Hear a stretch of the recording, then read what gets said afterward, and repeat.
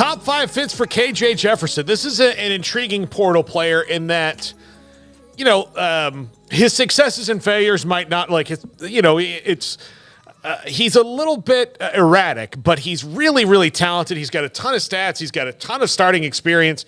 And in the right system, you could probably get a lot out of him. And clearly that was not what was going on at Arkansas this year, as everything was all bad. And they've moved on. Taylon Green is going to be their starter with Bobby Petrino as the offensive coordinator this year. KJ's off to the transfer portal. But an intriguing prospect because this is a dude who has a ton of athleticism. We'll call him, for intents and purposes, Cam Newton light right now because he's big and strong like Cam Newton is a big arm, athletic, but obviously... You're meaning light as in talent level compared to I mean, like, size. this is not, like, if you were... He's a dude. Yeah, he's like right now, he's the... remember they had the papers in triplicate? Like, he's the copy in the middle. It's still a copy, but it's not the same thing exactly. So, number 5. For KJ Jefferson, Louisville. I think this would be a great fit in Jeff Brom's system. He brings some athleticism. And I know that Tyler Shuck is already there, but as we talked about with Tyler Shuck, are you really going to push all your chips into the middle of the table and that guy playing 12 games? I mean, he never has. So you either have to be happy with some of the freshmen or younger players that you have behind him right now at Louisville, or you have to bring in another quarterback to compete with him and see what happens. And I just think that Brom is a good enough coach to where he could bring them both in. It would not be a thing. And I think that given Louisville's, full-on dive into the portal we talked about yesterday, they've been doing one of the better jobs. I think KJ Jefferson in the ACC at Louisville could be really good. Yeah, I mean, they won 10 games despite Jack Plummer being just a pretty okay quarterback. I mean, he was nothing, no disrespect, but he was nothing like special. He wasn't like the reason why they were 10-2, and so they can afford to get better there, but they've got a nice base with the fact that they had such a great year there with Jeff Brom right out of the gates, and especially coming off of who you have had there recently at quarterback at Louisville. You have Malik Cunningham, you had Lamar Jackson prior to that, but he's a guy who with his skill set, I think, could go in there and be really productive and be a definite upgrade for them from what they had last year. Now, all the rest of the pieces around that helped 10-2, I don't know if that's all going to be this, close to the same. But certainly at quarterback, they can get better, and what a fun coach to play for and a fun offense to play in. So, yeah, that seems like it would be an interesting opportunity. Number 4. South Carolina. Look, his running back already went there. They're going to need a quarterback. He can stay in the SEC. Shane Beamer's had, I thought it was all, the Spencer Rattler experiment went okay.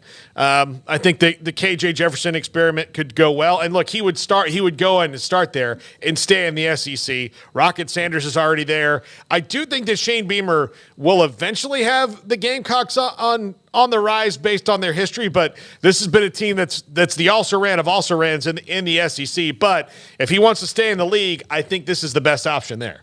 Well, I mean, they're probably the favorites because of the fact that he's a former tight ends coach there with the Razorbacks, is now the OC at South Carolina, and Dow Loggins. So that's a tie-in right there. Part of the reason why they're considered favorites. I think also the fit with their offense makes sense for a guy like Jefferson, and he's a dual threat. He's a dual threat who I think with their style could definitely get the most out of his legs and also be able to throw a little bit as well. But, I've seen a lot of smoke with South Carolina and KJ Jefferson.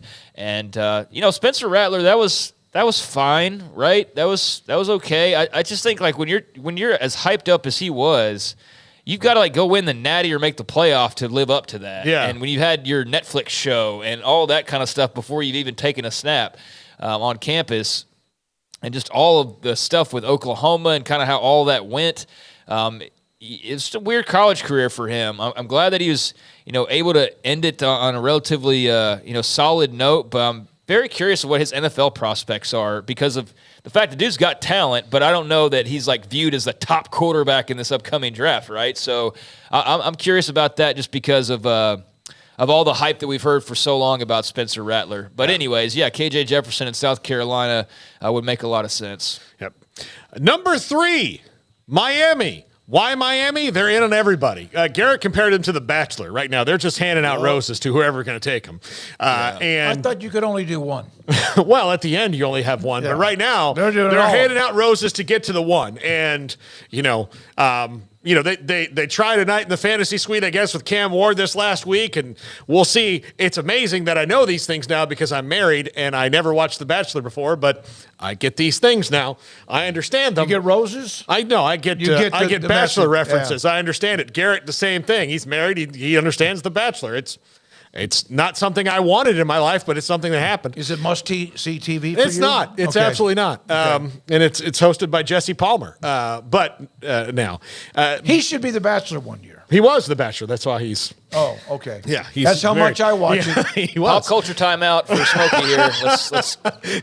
Let's go on. Have you guys heard of this thing called the internet? Yeah. No, but Miami, look, I think Shannon Dawson's offense calls for a big physical quarterback. They've got an improved offensive line. They've got improved skill position players. They are better than they were. I think, they're getting dogged a little bit, Miami, because of, some coaching decisions and the way things kind of ended out this year and the way that Tyler Van Dyke regressed. But I do think that it would be a good fit, and I do think that they will be better, and they are trying desperately to get any portal quarterback they can. And if they wind up with KJ Jefferson, I know would not be their first choice, but he would not be the worst thing that would happen to them. He's better than anybody that they've had in quite a while. Yeah, I mean, it'd be a fine fallback plan, but he's also not their second choice. He may not even have been their third choice. Yeah. Like, what choice is he? I guess you take what you can get, but I think they're much bigger fish. They're fishing for much bigger fish right now. Yeah.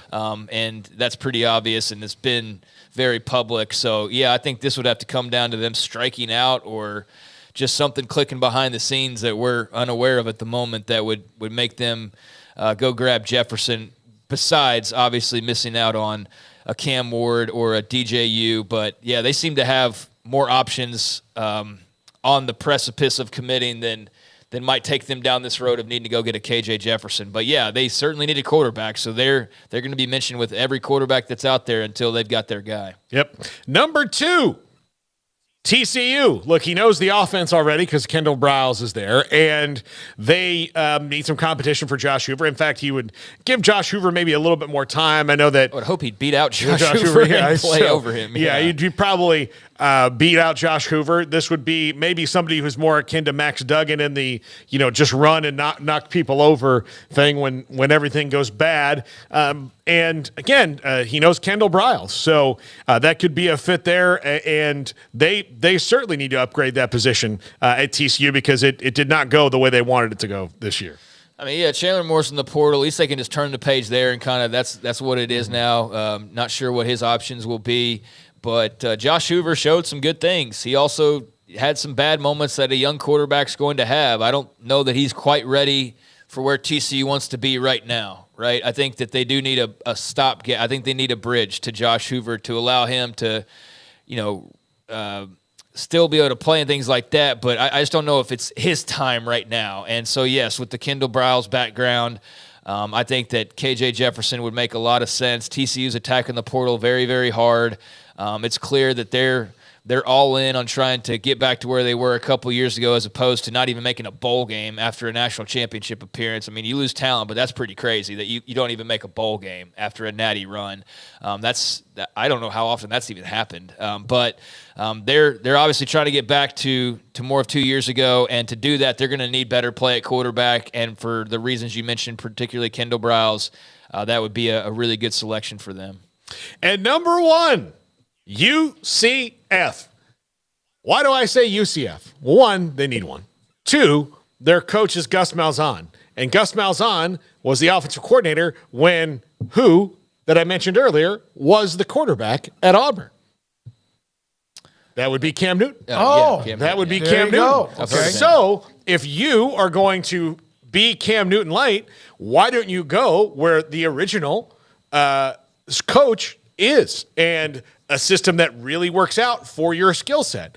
I think UCF and KJ Jefferson make so much sense. I think that is, to me, the absolute best situation for him because of Gus Malzahn and what they do in that offense. Now, will that happen? Who knows? But I really do think that the Knights here have a shot at making a good pitch to him based on Gus Malzahn's quarterback history and what KJ Jefferson can do. Will it happen? I don't know, but I think this is by far the best fit for KJ Jefferson. Maybe, and because of the fact that he's dealt with him, a player that size before at quarterback, same talent, no, but at least understands maybe what he could do with him. Yeah, I mean, it's Gus Malzahn. I think that's a good pitch to a lot of quarterbacks or offensive players out there, and there's certainly a vacancy after John Rice Plumlee leaving. So I know they had a quarterback in the 25 class that reclassified, but I mean that's not the. I mean that's not that it's going to stop. It's not like he was the number 1 ranked overall quarterback. So that would be a young guy that you also have at your disposal that maybe you weren't necessarily expecting. But I mean in terms of a starter, yeah, KJ Jefferson would make a ton of sense for them. And to have the young guys be able to have the ability to grow up behind him. Yeah, I mean, you laid it out there, but certainly they need a guy, and that would be a nice landing spot for him here in the Big 12. So I could see that, but, man, he's going to have a lot of offers that would appear to stay in the SEC potentially, and who knows what else is out there in terms of the offers, but I'm sure that he's getting a lot of phone calls already, and I'm sure that one of them is probably from Orlando, and so we'll see what comes